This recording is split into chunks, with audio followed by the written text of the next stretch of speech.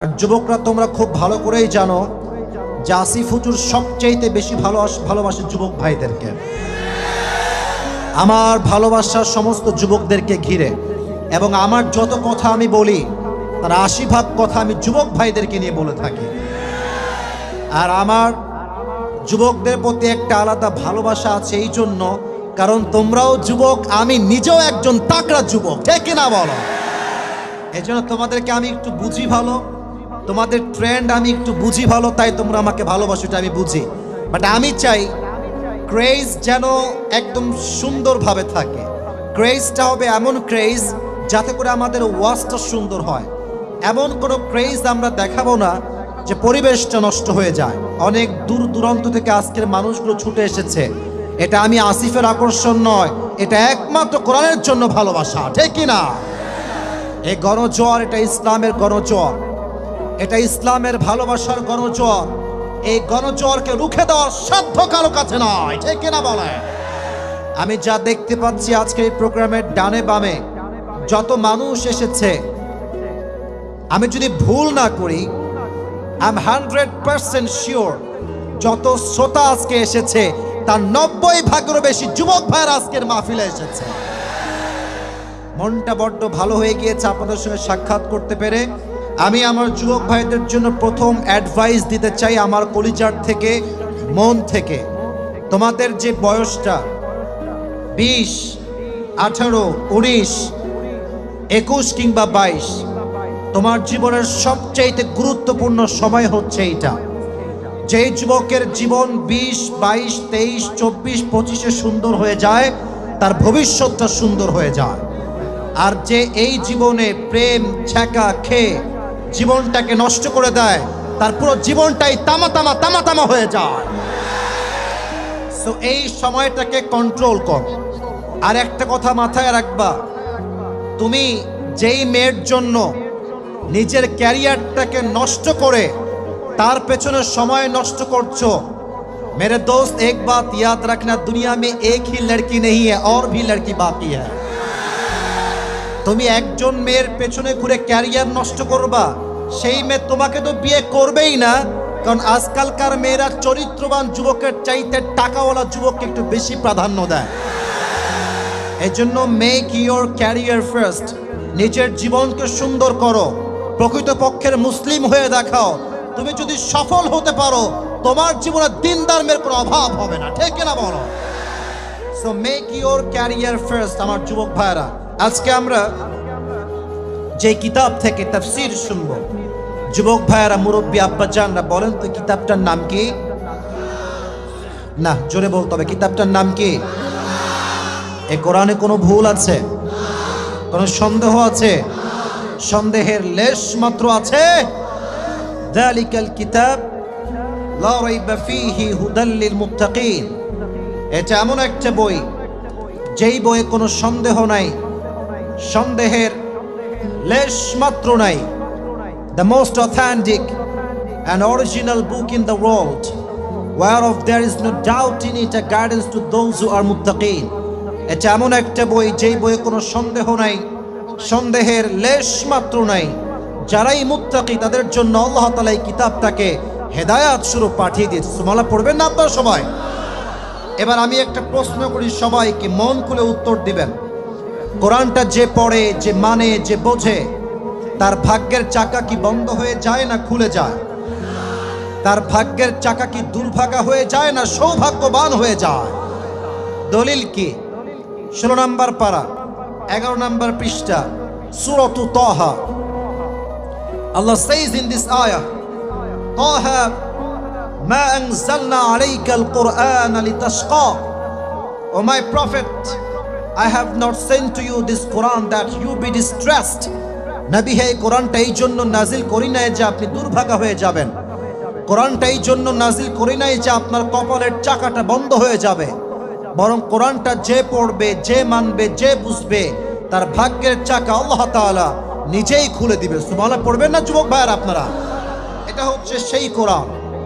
এই কোরআন থেকে আজকে আমরা তাফসীর শুনবো। আমি আজকে সূরাতুদ দুহা একটি ছোট্ট আয়াত তেলাওয়াত করেছি। আল্লাহ তাআলা আয়াতে বলছেন ওয়ালাল আখিরাতু খায়রুল লাকা মিনাল উলা।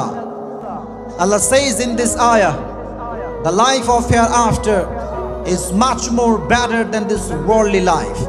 আল্লাহ বলছেন এই দুনিয়ার জীবনের চাইতে আখিরাতের জীবনটা অধিক অধিক হাজার গুণ বেশি উত্তম। অপরাধে আল্লাহ তাআলা বলছেন যখন দুনিয়ার মানুষগুলো মারা যাবে, পরকালের জীবন যখন তারা শুরু করবে, কান্নাহুম ইয়াউমা ইয়ারাউনাহা লাম ইয়ালবাথু ইল্লা আশিয়াতান আও দুহাহা। When the people of the world they will face the life of hereafter, they will say we were in the world just like on morning or on evening. যখন দুনিয়ার মানুষগুলো পরকালের জীবনকে দেখতে শুরু করবে, কাটাতে শুরু করবে, তারা বলবে আমাদের মনে হচ্ছে আমরা দুনিয়াতে হয়তো একটা বিকাল অথবা একটা সন্ধ্যা ছিলাম, এটা হবে এতটা লম্বা সময়, পরকালের জীবনটা হবে বিশাল লম্বা একটা পিরিয়ড। এটা হচ্ছে সেই পরকালের জীবন। তো আজকে আমরা যেই বিষয়ে কথা শুনবো কোরআন থেকে, আলোচনার সেন্ট্রাল থিম বা সাবজেক্ট ম্যাটারটা হচ্ছে the life of hair after, কবরের জীবন, আখিরাতের জীবন, পরকালের জীবন, লাইফ অফ হেয়ার আফটার। আজকে আমাদের মূল আলোচনা বিষয়বস্তু হচ্ছে পরকালের জীবন। এই পরকালের জীবনটা কেমন হবে, এটার স্টার্টটা কেমন হবে, এর মাঝে আমরা কি কি ফেস করব, এবং পরকালের জগতে এই জান্নাত জাহান্নাম কেমন হবে, সবকিছু আমরা বিস্তারিত আজকে যতটুকু পারা যায় আলোচনা করব। রাজি আছেন তো ইনশাআল্লাহ? ইমানের প্রশ্ন মন খুলে জবাব দিবেন। আমরা সবাই পরকালের জীবন বলতে একটা জীবন যে আছে, যেই মাটিতে আমরা বসে আছি, আগামীকাল যে 3.5 হাত মাটির নিচে কবরস্থ হতে হবে, এটা আমরা সকলেই বিশ্বাস করি কি করি না? এটা কিন্তু ইমানের জবাব হতে পারে না। You have to answer me loudly man. মেহেরপুরের সন্তান তো সব কাপুরুষের সন্তান নয়, সব বীর পুরুষের সন্তান আমার সামনে বসে আছে। সাউন্ড হবে সিংহ পুরুষের মতো, বিড়ালের মতো ম্যান ম্যান করে সাউন্ড করলে হবে না। আমি আবার প্রশ্ন করছি, রিপিট করছি, পরকালের জীবনকে আমরা সকলেই বিশ্বাস করি কি করি না? 3.5 হাত মাটির নিচে আমাদেরকে যেতে যে হবে, এটা আমরা সকলেই বিশ্বাস করি কি করি না? কুল্লু নাফসিন যায়িকাতুল মাউত, everyone has to take the test of death. প্রতিটা মানুষকেই আল্লাহ তাআলা মৃত্যুর স্বাদ গ্রহণ করাবেন। এই পরকালের জীবনটা শুরু হবে কেমন করে, আমি এটা আপনাদেরকে ব্যাখ্যা দিয়ে বোঝাতে চাই। পরকালের জীবনটা শুরু হবে কেমন করে এটা বোঝাবার সাথে আমি ছোট্ট একটা অনুভূতির জগতে যেতে চাই সবাইকে নিয়ে।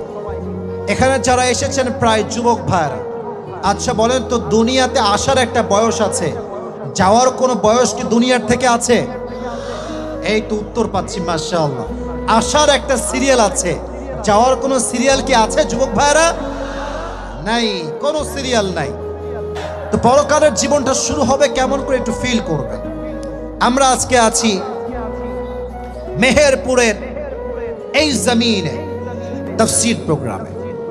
আগামীকাল সকালে আপনি যাচ্ছেন স্কুলে, কলেজে, অথবা you are going to your work place, কাজে যাচ্ছেন। আপনি আছেন বাইকে, অথবা আপনি আছেন সিএনজিতে, অথবা আপনি আছেন ভ্যানে, যাবেন আপনি কুষ্টিয়ার মেইন শহরে অথবা মেহেরপুরের মেইন জায়গায়। তো আপনাদের একটা বিশ্ব রোড এই সামনে আছে না নাই? বিশ্ব রোডে আপনি যখন উঠবেন, আপনার বাইক নিয়ে এমনি আসতেছেন, উঠেই আপনি বামে যাবেন। তো যখন আপনার বাইক নিয়ে বা সাইকেল নিয়ে অথবা ভ্যান নিয়ে আপনি উঠছেন, আপনার গতি আছে খুবই স্লো, 15 অথবা 20, আপনার কোনো দোষই নাই। যখনই আপনি রাস্তায় উঠে বাম দিকে মোড় নিবেন, সাডেনলি পেছন থেকে একটা বিশাল ট্রাক এসে এমন একটা ধাক্কা দিয়েছে আপনাকে, এক ধাক্কায় আপনি মানুষটা 70 হাত দূরে গিয়ে পড়েছেন। আর আপনার এই যে মাথাটা, এই মাথাটা রাস্তার যে পিচ ঢালাও করা আছে ওখানে গিয়ে ঠাস করে লাগছে। আর একটা আঘাতে মাথার ফিলকি দিয়ে সব ফেটে গল গল করে রক্ত বের হচ্ছে। রক্তে পুরো জায়গাটা রক্তাক্ত হয়ে গিয়েছে। আর মেহেরপুরের সব মানুষ দৌড় দিয়ে আসারে বাঁচাও, একে সবাই ধরে মেডিকেল নিয়ে যাও। অ্যাম্বুলেন্স চলে আসছে। এবার সবাই আপনাকে ধরে মেডিকেল নিয়ে গিয়েছে অ্যাম্বুলেন্সে করে। হঠাৎ করে 24 ঘন্টা পরে আপনি আপনার চোখ খুলেছেন। চোখ খুলে দেখছেন অবাক করা কাণ্ড। ডানে বামে সামনে পেছনে ওপরে সব সাদা, দেওয়ালটা সাদা। যেই বেডে শুয়ে আছেন বেডের চাদরটা সাদা, যে বালিশে মাথা বালিশের কভারটা সাদা।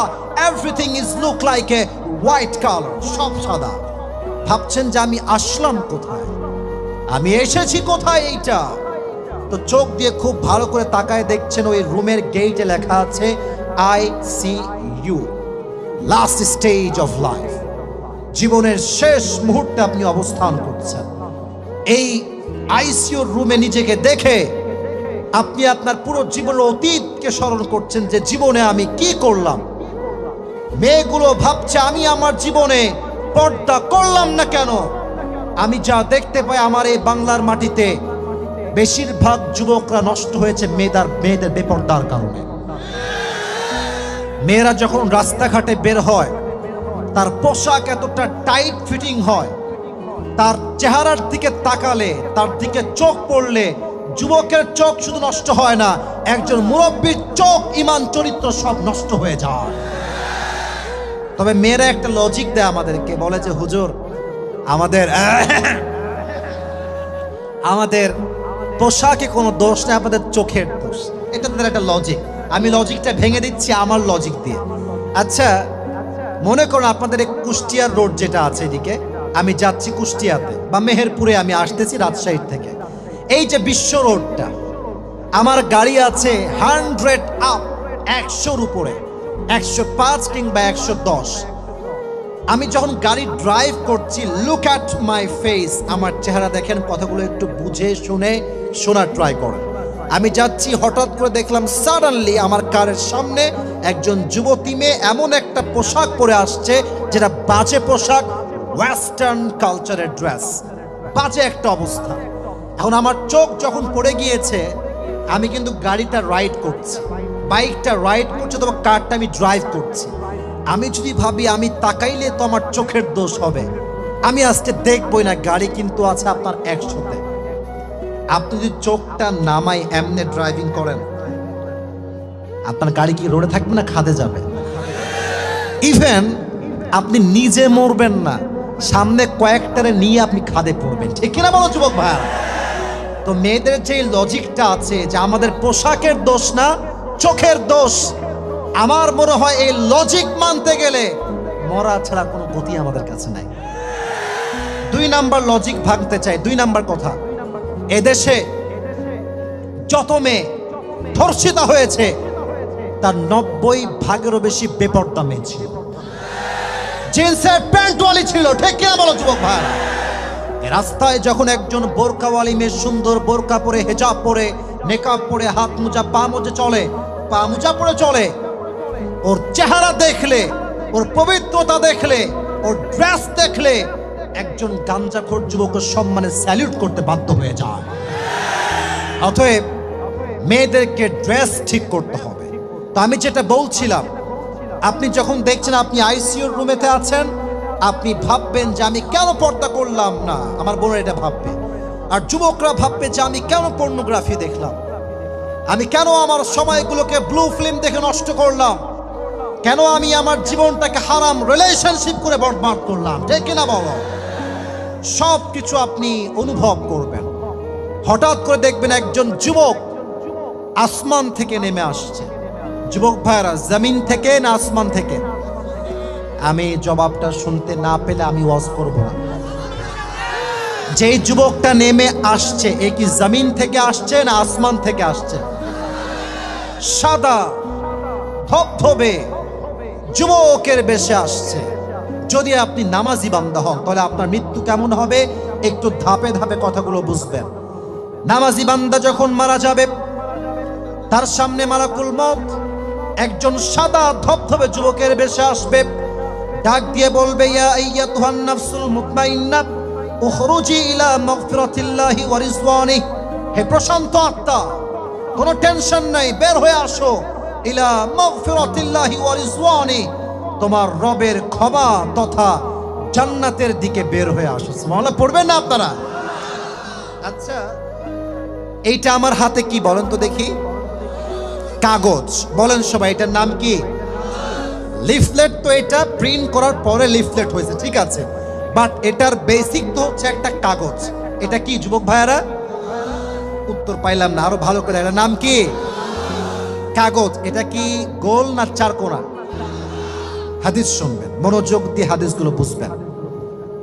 যখন নামাজি যুবক কিংবা মুরব্বী কিংবা মা মারা যাবে, তার রুহুটাকে রিসিভ করবার জন্য আল্লাহ তাআলা জান্নাত থেকে একটা স্পেশাল রেশমি রুমালের কাপড় জান্নাত থেকে দুনিয়াতে পাঠিয়ে দিবে। সুবহানাল্লাহ। আয়াপাদের আপনার রুহুটা বের হবে, সুন্দর করে লাল রেশমি রুমালের কাপড়ে জড়িয়ে আপনার রুমালটাকে নিয়ে, রুহুটাকে নিয়ে ফেরেশতা ইল্লিয়িন তথা জান্নাতের ঠিকানায় নিয়ে পৌঁছে দিবে। সুবহানাল্লাহ পড়ে সবাই।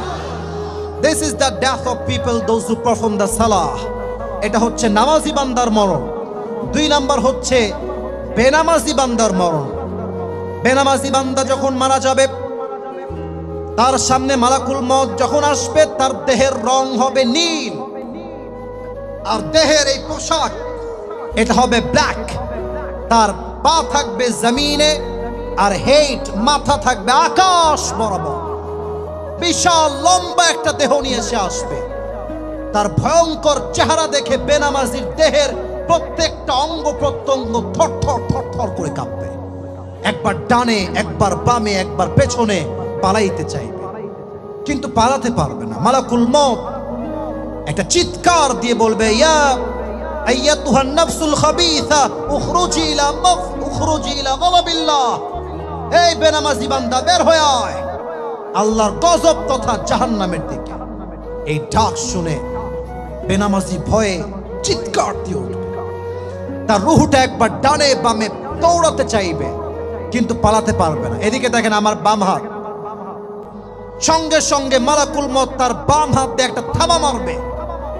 একটা থাবা যখন মারবে, বেনামাজি যুবকের রুহু যখন কবজ করবে, হাদিসে আসছে একটা জীবিত ছাগলকে যাবেহ না করে তার চামড়া টেনে হিচড়ে ছিঁড়লে যেই পরিমাণ কষ্ট হয়, তার চাইতে কমসে কম 70 গুণ বেশি কষ্ট দিয়ে বেনামাজি বান্দার রুহুকে কবজ করা হবে। সকলে বলেন নাউজুবিল্লাহ।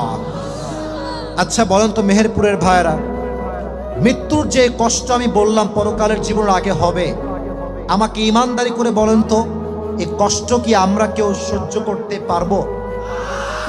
শুনি নাই, আমরা কি এই কষ্ট কেউ সহ্য করতে পারবো? যখনই আপনার মৃত্যু হয়ে যাবে, then the life of hereafter will start now. এই তো আপনার পরকালের জীবনটা শুরু হবে। আচ্ছা, একটা প্রশ্ন সবাই করে, খুবই common question, but most of the people উত্তর দেয় রং। বলেন তো কবরে প্রশ্ন হবে কয়টা? আসলে কবরে প্রশ্ন কিন্তু হবে বেসিকলি 4টা। তবে 4টা কেমনে হবে ব্যাখ্যা দিচ্ছি। 1 নাম্বার প্রশ্ন হবে মার রব্বুক, হু ইজ ইউর লর্ড? আমাদের রবকে বলেন। শাহাদত আঙ্গুলি উত্তোলন করে বলেন সকলে, আমাদের রবকে। 2 নাম্বার প্রশ্ন, আমার নবিয়ুক, তোমার নবীর নাম কি? আতারিফু হাযার রাজুল, do you know who is this person? Do you know who is he? তুমি কি জানো এই ব্যক্তির নামটা কি? যার মুখে দাড়ি আছে, যে নবীর সুন্নাহকে পালন করেছে, সে তো বলবে এটা তো আমার প্যারা হাবিব মুহাম্মাদুর রাসূলুল্লাহ সাল্লাল্লাহু আলাইহি ওয়াসাল্লাম। বাট এই উত্তর কিন্তু কবরে পরকালে সবাই করতে পারবে না। এই উত্তর সেই করতে পারবে যে এই ফিতনার যুগে চাপদারির মতো সুন্নাতকে পালন করেছে, ঠিক কিনা বলো? তবে একটা সমস্যা আছে, চাপদারি রাখলে কিন্তু অনেক মেয়েরা আবার আজকাল পছন্দ করতে চায় না। তারা বলে আমাদের দাড়িওয়ালা পছন্দ হয় না। আমার কথা স্পষ্ট, মেহেরপুরের মাটিতে যেই মেয়ের দাড়ি দেখলে আমাকে পছন্দ হয় না, ও আমাকে কি পছন্দ করবো? আমি নিজের যোগ্যই বলে মনে করি না, ঠিক কিনা বল? আমার যোগ্যতাই রাখে না বউ হওয়ার জন্য। তবে হ্যাঁ, একটা কথা মাথায় রাখবা, বলে দিচ্ছি, if any girl reject you just for only reason and that is you have beard in your face, যদি কোনো মেয়ে তোমাকে দাড়ির জন্য রিজেক্ট করে দেয়, বিনয়ের সাথে তাকে বলবা, বোন আপনি দাড়ির জন্য রিজেক্ট করলেন, একটা আবদার আছে আপনার কাছে, আপনি রাখবেন? বলবে কি বলেন? আপনি বলবেন যেহেতু আপনার দাড়িওয়ালা যুবক পছন্দ না, তাহলে আমার পার্সোনাল পয়েন্ট অফ ভিউতে আমার মনে হয় আপনার জন্য perfect, better and best option BTS এর হিজড়া ছাড়া আর কিচ্ছু নাই। কারণ যেই মেয়ে দাড়িকে পছন্দ করে না সে প্রকৃতপক্ষের মুসলিম ঘরের মেয়ে হতে পারে না, ঠিক কিনা বলেন? আচ্ছা, আমার মুখে এইটা কি দেখেন তো, কথা বলেন, এটার নাম কি? দাড়ি রেখে আমাকে অসুন্দর লাগতেছে? আমাকে আনস্মার্ট লাগতেছে? খ্যাত লাগতেছে? বলেন তো, আমার নবীর মুখে দাড়ি ছিল কি ছিল না? নবীর মতো সুদর্শন, হ্যান্ডসাম দুনিয়াতে আর দ্বিতীয় কেউ কি হতে পারে? চাঁদের চেয়ে সুন্দর তুমি, নবী আমার কামলিহি ওয়ালা। সুবহানাল্লাহ পড়ো সবাই। দো জাহানের বাদশা তুমি, প্যারা নবী সাল্লাল্লাহু আলা। দো জাহানের বাদশা তুমি, প্যারা নবী সাল্লাল্লাহু আলা। চাঁদের চেয়ে সুন্দর তুমি, নবী আমার কামলিহি ওয়ালা। আচ্ছা, 3 নম্বর প্রশ্ন হবে, ওয়ামা দীনুক, what is the name of your religion? তোমার ধর্মের নাম কি? বলুন, ধর্মের নাম কি? ইসলামকে অ্যাজ এ রিলিজিয়ন, ধর্ম হিসেবে পেয়ে আমরা সবাই খুশি না বেজার? আপনাকে 4 নম্বর প্রশ্ন করা হবে, সেটা কি হবে? ওয়ামা ইলমুক। The 4th question will be, what is the source of your knowledge? তুমি যে এতগুলো উত্তর দিয়েছো, তোমার জ্ঞানের উৎস কি? তুমি শিখেছো কই থেকে? তোমাকে বলেছে কে? তুমি কি নকল করেছো? আমরা বলবো নো নো নো নো, আমরা নকল করি নাই। আমাদের জ্ঞানের উৎস হচ্ছে একটা কিতাব। কিতাবটার নাম কি? এই কথা বলার সাথে সাথে ফেরেশতা আপনাকে বলবে, ঘুমিয়ে যাও। নাম কেন মিল আরুদ, একজন নববধূর মতো ঘুমিয়ে যাও, কিয়ামত পর্যন্ত ঘুমাও। কেউ তোমাকে একটা মুহূর্তের জন্য ডিস্টার্ব করতে আসবে না। সুবহানাল্লাহ পড়বেন না আপনারা সবাই? পরকালের জীবনটা হচ্ছে মোট 3 ভাগে বিভক্ত। 1, if you believe in life of hereafter, then you must have to believe in on the day of resurrection. যে পরকালে বিশ্বাস করবে সে এটাও বিশ্বাস রাখবে, আমার রূহ যে আজকে বের হয়ে গিয়েছে, কবরে যাওয়ার পরে পরকালের জীবনে আমাকে নতুন করে আবার এই রূহটাকে ফিরিয়ে দিবে একজন। আওয়াজ দিয়ে বলেন তো তিনি কে? You have to believe in on the day of resurrection. এটার দলিল কি? আয়াত শুনবেন। আল্লাহ তাআলা বলছেন, কুলিল্লাহু ইউহয়িকুম থুম্মা ইউমীতুকুম থুম্মা ইয়াজমাউকুম ইলা ইয়াউমিল কিয়ামা। Allah has mentioned very clearly in this ayah, O my prophet, tell your ummah, Allah will causes you to alive again, Allah will causes you to die again, and He will resurrect all the creatures on the day of judgment. وَلَكِنَّ أَكْثَرَ النَّاسِ لَا يَعْلَمُونَ, but most of the people don't know about it. Allah বলছেন, নবী আপনি বলে দেন, আপনার উম্মতকে আমি জীবন দিয়েছি, আমি মরণ দিব, আবার কিয়ামতের দিবসে সবাইকে নতুন করে জীবন দিয়ে আমার সামনে দাঁড় করিয়ে দিব। চিৎকার করে বলেন সুবহানাল্লাহ। 1 নাম্বার শেষ। 2, if you believe in life of hereafter, then you must have to believe in on the day of judgment. যদি আপনি পরকালে বিশ্বাস করেন, তাহলে আপনাকে এটাও বিশ্বাস রাখতে হবে যে আপনি যে আমলই করেন না কেন, চাইছে ছোট হোক কিংবা বড় হোক, প্রত্যেকটা আমলের জাররা জাররা হিসাব করবে একজন। আওয়াজ দিয়ে বলেন তো তিনি কে? এই জন্য কোরআনে আল্লাহ তাআলা বলছেন, ফামান ইয়ামাল মিসকালা যাররাতিন খায়রান ইয়ারা ওয়া মান ইয়ামাল মিসকালা যাররাতিন শাররান ইয়ারা। শস্য দানা পরিমাণ আমল যদি কেউ ভালো করে সেটাও সে দেখতে পাবে, শস্য দানা পরিমাণ খারাপ আমল যদি সে করে এটাকেও কিয়ামতের দিনে আমল নামায় ওজন দিবে একজন। তিনি কে?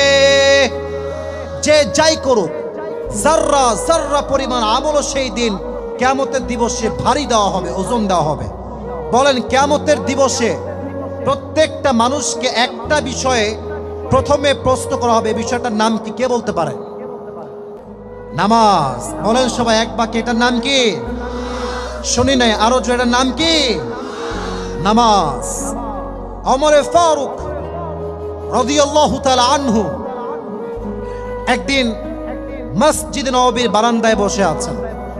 হঠাৎ করে একজন যুবক এসে বলছে, ওমর, আমার একটা অবজেকশন আছে, তোমার কাছে অভিযোগ আছে।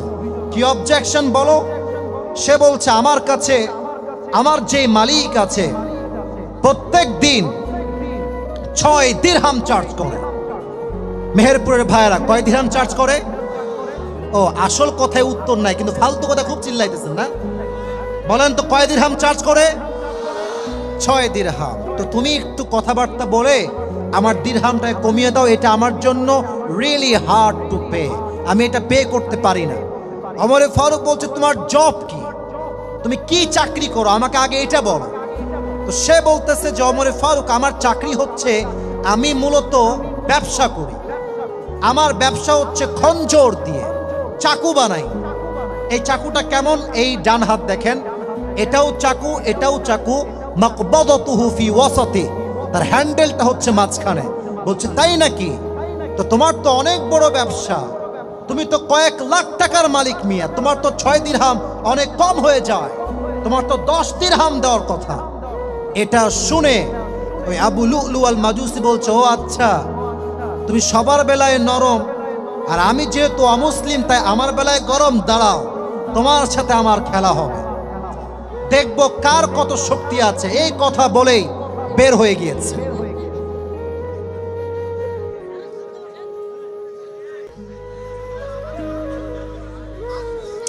তো এবার ওমরে ফারুক রাদিয়াল্লাহু তাআলা আনহু বলছেন, কি হলো এই যুবকটা, তো খেপে গেল কেন? ও বের হয়ে গিয়েছে এর মাঝে। সারা রাত মিলে ওমরে ফারুককে হত্যা করবার জন্য সে বিশাল লম্বা একটা খঞ্জর বানিয়েছে, চাকু।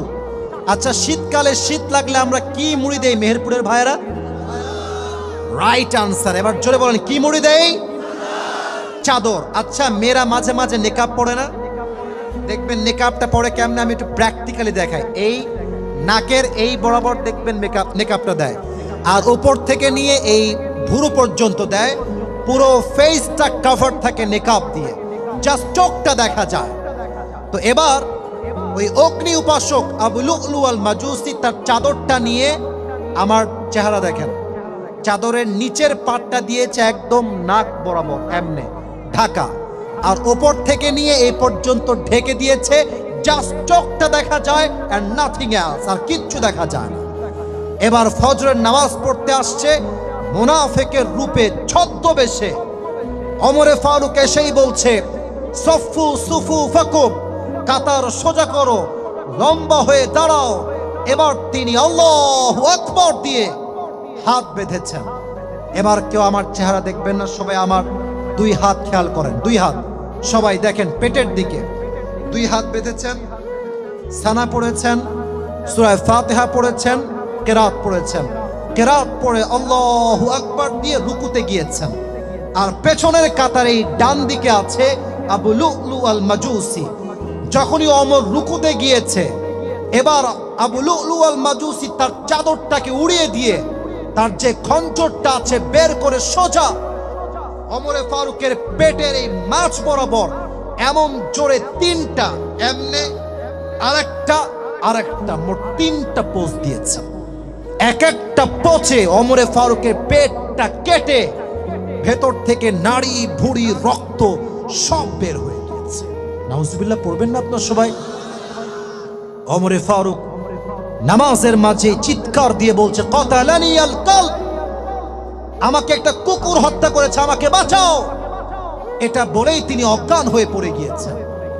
সাহাবা একরাম সবকিছু সাহাবা একরাম দৌড় দিয়ে আসছে, বাঁচাও বাঁচাও। মদিনার সমস্ত ডাক্তাররা একত্রিত হয়ে গিয়েছে ওমরকে বাঁচাবার জন্য।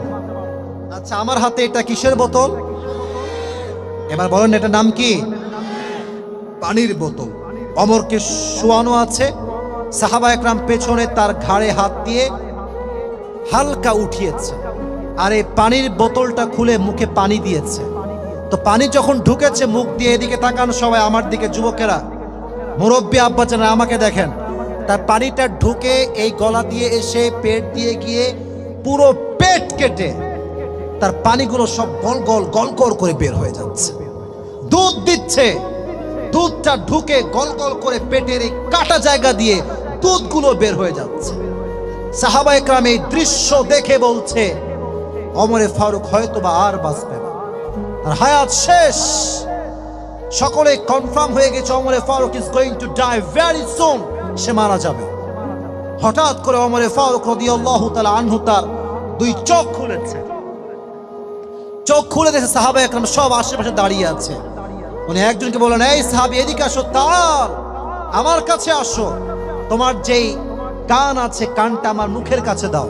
ওই সাহাবী দৌড় দিয়ে এসে কানটা মুখের কাছে দিয়েছে। ওমরে ফারুক ওই শেষ মুহূর্তে চাইলে সম্পত্তির কথা বলতে পারতেন, রাষ্ট্রের কথা বলতে পারতেন, মেয়ের কথা বলতে পারতেন, ছেলের কথা বলতে পারতেন, বাট ওমরে ফারুক তার জীবনের শেষ মুহূর্তে একটা কথা বলেন, এই সাহাবী আসল্লান নাস, আমি যেই নামাজের ইমাম হয়েছিলাম আমাকে তোমরা জবাব দাও, সেই নামাজটাকে তোমরা আদায় করেছিলে কিনা? সুবহানাল্লাহ পড়বেন না আপনারা সবাই? নামাজ কাকে বলে, গুরুত্ব কাকে বলে? জীবনের শেষ মুহূর্ত, নারী ভুড়ি সব বের হয়ে গিয়েছে, নামাজকে ভুলে নাই। আপনারা সবাই মিজানুর রহমান আজহারীর নাম শুনছেন? তাহলে এত আসতে কেন, সবাই নাম শুনছেন না সবাই আপনারা?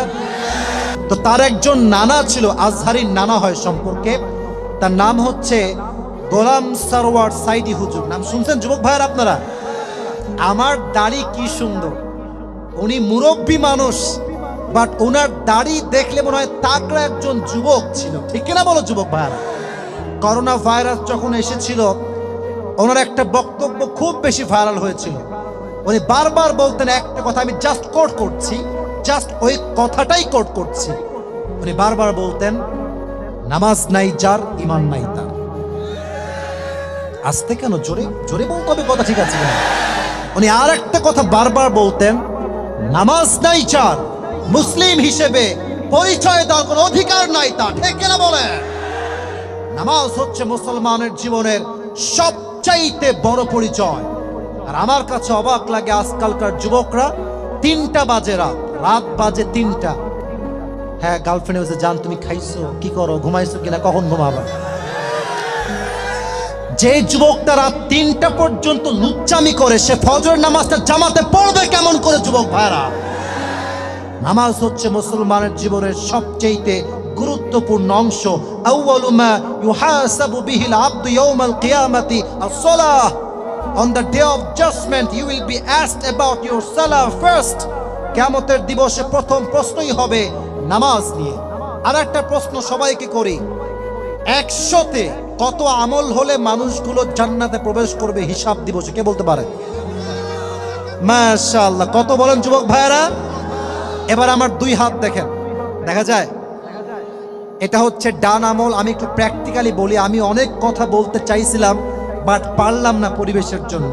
2 হাত দেখেন, এটা হচ্ছে ডান আমল, এটা হচ্ছে বাম আমল। না সাউন্ডটা এত ডিস্টার্ব হয়, আবার কি হলো সাউন্ডের? সাউন্ড তো ঠিকঠাক ছিল একটু আগে, চিকন হয়ে গেছে সাউন্ডটা যুবক ভাইয়েরা, আবার চিকন হয়ে গেছে সাউন্ডটা। আচ্ছা বাদ দেন, 2 হাত দেখেন। আল্লাহ বলছেন তোমার এটা হচ্ছে ডান আমল, এটা হচ্ছে বাম আমল। পরকালের হিসাব দিবসে তোমার এই ডান আমল নামা যদি একটু হালকা হয়ে যায়, একটু, ওই একটু হালকা হলেই তুমি জান্নাতে প্রবেশ করবে। সুবহানাল্লাহ পড়বেন না আপনারা? দেখবেন কালকে চায়ের দোকানে আমাকে নিয়ে একটা মিটিং বসবে। যে সারা জীবন বিড়ি খাইছে, পেশাব করে পানি নেয় নাই, সে ওলামা একরামদের বিরুদ্ধে আঙ্গুল তুলবে আর কথা বলবে, ঠিক কিনা বলেন? মানুষের মন রাখা বড় মুশকিল, বড় দায়। তা আমি বলছিলাম একজন বান্দার আমল নামা হবে 50-50, 50-50। তাহলে তার আমল লাগবে কয়টা? তাহলে 50কে 51 করতে কয়টা লাগে আগে এটা বল? একটা। তো সে ভাববে যারে আমার তো বাপ আছে এখানে, বাপকে বললেই বাপ দিয়ে দিবে, আব্বাজান আমাকে একটা আমল দাও, একটা আমল দিলেই আমি জান্নাতি। আব্বা বলবে তুই কে? হাসবেন না, কই থেকে আসছিস তুই? বাবা আপনাকে চিনবে না। আম্মা জান আমাকে একটা আমল দেন। মা বলবে তুই কে, তুই কার সন্তান? আমার তো কোনো স্বামী ছিল না, তুই কই থেকে আসছিস? এটা হাসির কথা নয়, কোরআনের কথা। ওয়া উম্মিহি ওয়া আবিহি, মা তার সন্তানকে চিনবে না, সন্তান তার মাকে চিনবে না। এবার সে আপসেট হয়ে যাবে, হতাশ হয়ে যাবে। আল্লাহ, একটা আমলের জন্য জাহান্নামে যাব আজকে। ডিপ্রেশনে বসে থাকবে। হঠাৎ করে একজন যুবক আসে, বলে, এই ভাই তোমার কি হয়েছে, তোমার টেনশন কেন এত যুবক, এই কি সমস্যা তোমার? তো সে বলবে, ভাই আমার জাস্ট একটা আমল লাগবে, একটা আমল হলেই জান্নাতি, একটা আমল নাই, তাই জান্নাতে প্রবেশ করতে পারছি না। তো সেই ভাই বলবে, যাও তোমাকে আজকে আমি নিজেই একটা আমল দান করব। সে বলবে, তুমি দান করবা মানে তুমি কে? মা দেয়নি, বাবা দেয়নি, সন্তান দেয়নি, বউ দেয়নি, হু আর ইউ ম্যান, তুমি কে? সে বলল, তোমাকে দিলে কোনো সমস্যা আছে? বলবে, না না না, দাও দাও দাও দাও। একটা আমল নিয়ে সোজা রবের কাছে যাবে, আল্লাহ আমি একটা আমল পেয়ে গিয়েছি, আমাকে তুমি জান্নাত দাও। আল্লাহ বলবে, কি রে, তোকে আমলটা কে দিল? মা দেয়নি, বাপ দেয়নি, ভাই দেয়নি, বউ দেয়নি, সন্তান দেয়নি। So who has given you this dates? তোরে দিল কে আমলটা? সে বলবে, আল্লাহ আমার ভাই, এই ভাই আমাকে একটা আমল দিয়েছে। আল্লাহ বলবে, কি রে, ডাজন্ট মেক এনি সেন্স, তোর মাথার সমস্যা আছে, তুই একটা আমল কেন দিলি? বাপ দেয়নি, মা দেয়নি, কেউ দেয়নি, তুই দিলি কেন? ও বলবে, আল্লাহ আমার কাছে হিসাব দিবসে আমল আছেই একটা, এটা থাকলেও কি না থাকলেও কি, তা আমি ভাবলাম একটা আমল দিয়ে যদি আমার ভাইয়ের উপকার হয়, তোর সমস্যা কোথায়?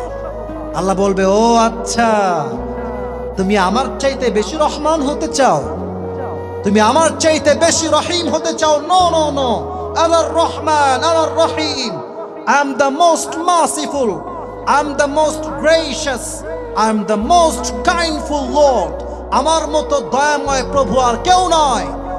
তুমি যাকে একটা আমল দিয়েছো, এই তুইও জান্নাতে যা, তোকে আজকে যেই বান্দা একটা আমল দিয়ে হেল্প করেছে, তাকে নিয়ে দুইজন মিলে একসঙ্গে জান্নাতে প্রবেশ করে। হিসাবটা হবে খুবই সহজ, আল্লাহ যেহেতু মেহেরবান, হিসাব হবে সহজ। তবে হ্যাঁ, কিয়ামতের দিন ডান আমল ভারী হবে তখন, চরিত্র ঠিক হবে তখন।